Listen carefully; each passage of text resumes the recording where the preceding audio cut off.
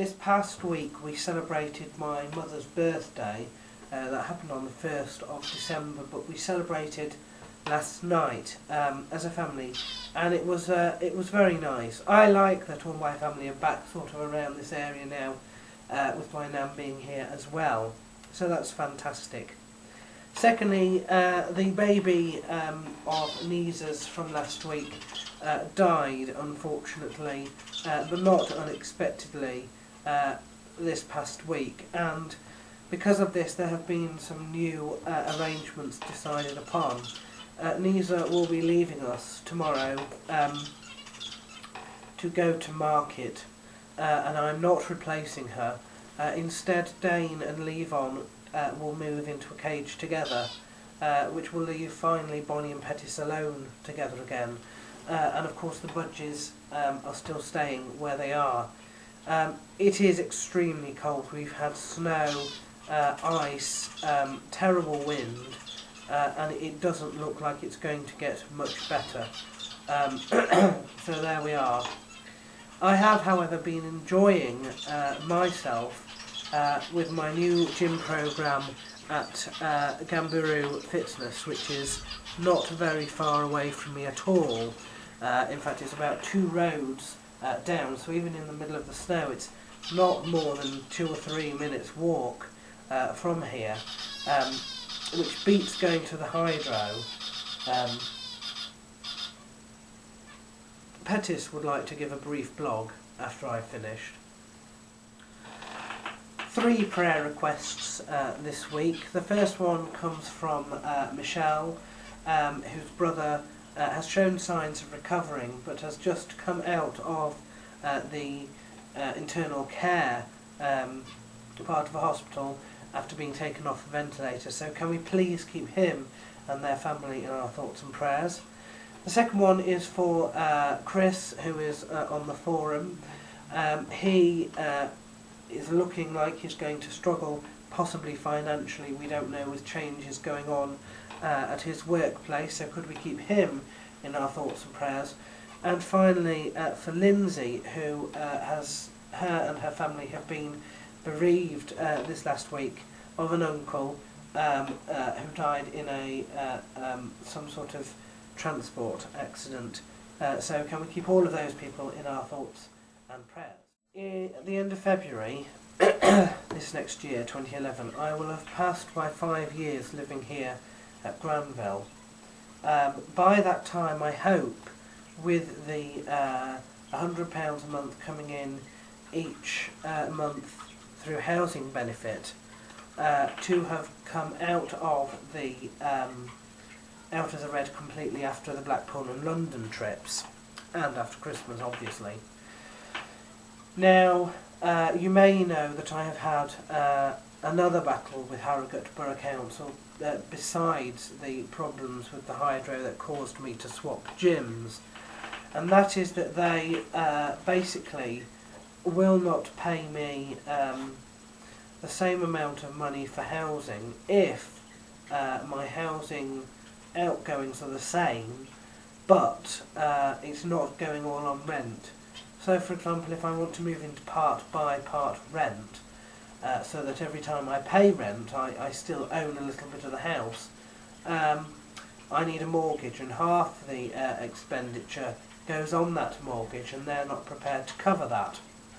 That led me to be very, very angry, and I wrote a letter, which you may see I've done as a video on my profile, to members of the British government. I wrote to my Conservative Minister for Parliament called Andrew Jones.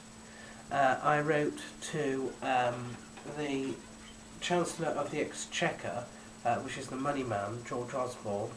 I wrote to the Liberal Democrat Deputy Prime Minister called Nick Clegg, and of course I wrote to David Cameron, the British Prime Minister at the moment. I've received word back from most of them. I received 3 communications from my MP, Mr. Jones. He said the first one was to acknowledge my receipt. The second one was to say that he was writing to John Murray at the council to get his version of events. And the third one was to return to me what John Murray had passed back to him. I've also heard back from the Deputy Prime Minister and the Prime Minister saying that they have received acknowledgement and that they are passing it on to the government department in charge of, money to do with benefits. Now it's interesting because I had made the decision that if this was a local government policy, I would start writing to each individual member of the council to try and get this changed. Therefore, I would stay in rented accommodation and not do anything, hopefully until I win that battle. If I discovered it was a local government policy, then the chances of changing it are very minute, and it would just be worth moving into a different rented accommodation that's better than this. But I have heard back, and John Murray, who is the council person who wrote his side of the story to my MP, has said something very interesting. Firstly, he says that the council, he says it's central government policy, and the reason it's a central government policy is because the council doesn't pay for all housing benefits. In the event of having a mortgage or something like that, if you're on a job seekers allowance, it's the job seekers agency that pays for it, it's not the council, even though it's classed as housing benefit. So he said that's why it matters where your rent is going, whether it's on housing, whether it's going on rent for housing, or whether it's going on mortgaging for housing. But he said, and I quote, "It is worth mentioning at this time the coalition government's proposal to reduce local housing allowance rates from October 2011, which is less than a year away, when the level will move to the 30th percentile from the 50th percentile of rents passing in the district." What he means is, if I carry on at the rate I'm going, this time next year I'm likely to get less than £100 a month, because they're redoing the criteria and they're being more stringent with their money. But he goes on to say there is a more significant proposed change to the local housing allowance scheme due from April 2012, which is just a little over a year away, which increases the age from 25 to 35 at which the lower shared room rate will apply. Based on his current circumstances, Mr Duff would lose all of his entitlement benefit, as his eligible liability will fall below the level to qualify. So what he's saying is, whether I decide to move to part buy or part rent or not, within 2 years they are not going to be paying me housing benefit. So I'm going to suffer a loss now or later, it doesn't matter when. So we figured that come March we will start looking for part buy, part rent, and I shall just have to tighten my belt, because if I don't do it now, I'm going to do it then. I'm going to have to do it then anyway. It does mean that the one problem with all of this is that the American Dreams Tour 3 will probably be my last to America for quite some time, and it's going to be much, much diminished.